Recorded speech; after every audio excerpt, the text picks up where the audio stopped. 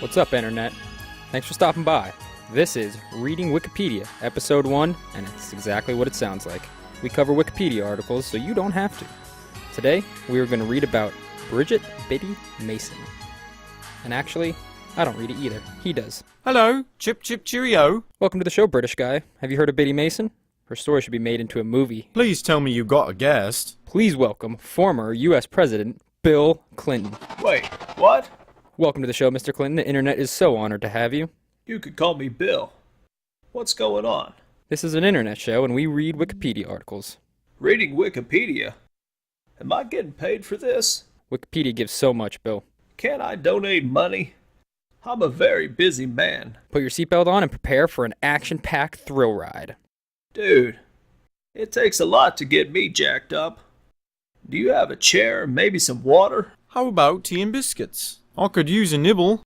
Who's that guy? That's British guy. Will you at least tell people I was here if they ask? Let's just get this started.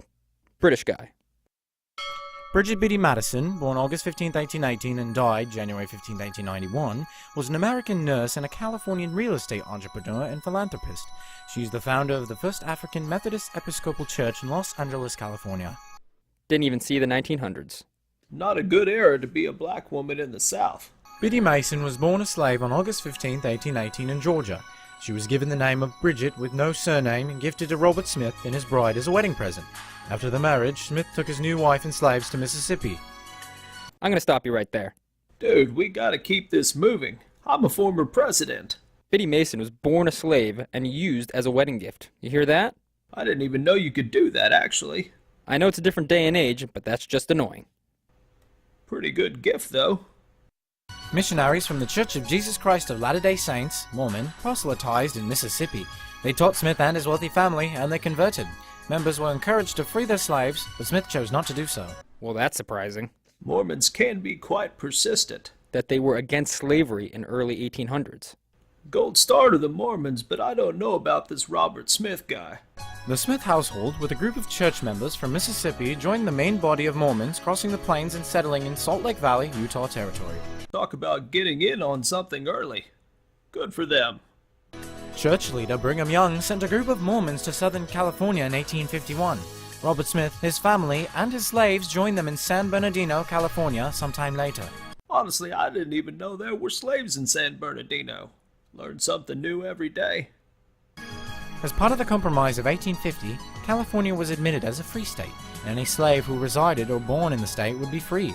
Bridget had lived in California for 4 years and wanted to be free, but was under the control of Robert Smith and ignorant of the laws and her rights.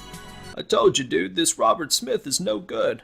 In 1856, Smith decided to move to the slave state of Texas and sell his slaves there. She did not want to go to Texas and was worried she would be separated from her children. Bridget, helped by friends, attempted to escape from Smith. She and a group of Smith's other slaves traveled towards Los Angeles before Smith caught up with them. He took her and the other slaves and camped in a canyon near Santa Monica. One of his slaves, Hannah, was having a baby, which made it difficult to travel. No, well, that's convenient. Screw going back to Texas, though. Lizzie Flake Rowan, who had also been kept in slavery with Biddy but had since been set free, told Frank Dewitt, the sheriff of Los Angeles County, of Smith's plans. He issued a writ of habeas corpus and sent a local posse, who caught up with Smith and took the slaves into protective custody. This part is like a movie. Going on horseback to find Smith and his slaves. But his luck's starting to turn around. Look at these guys. 3 out of 7 of them just look like Sam Elliott. Bridget petitioned at a Los Angeles court for her freedom.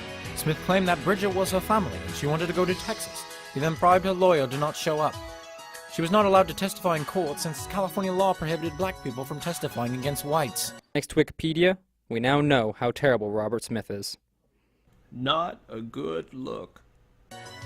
The judge presiding over the case, Benjamin Ignatius Hayes, interviewed Bridget and found she did not want to go to Texas, and granted her freedom as a resident of a free state, as well as the freedom of the other slaves held captive by Smith and her 3 daughters. Look at that.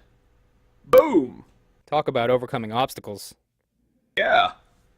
It's like a Hollywood movie, but real life. Who knew? After emancipation, she chose to be known as Bridget Biddy Mason. Thank goodness for the Mormons taking her out of the South. Ending up in California was pretty lucky in the grand scheme of things. After becoming free, she worked in Los Angeles as a nurse and midwife. One of her employers was the noted physician John Strother Griffin. Saving carefully, she was one of the first African Americans to purchase land in the city. As a businesswoman, she amassed a large fortune of nearly $300,000, which she shared generously. Got a job and everything.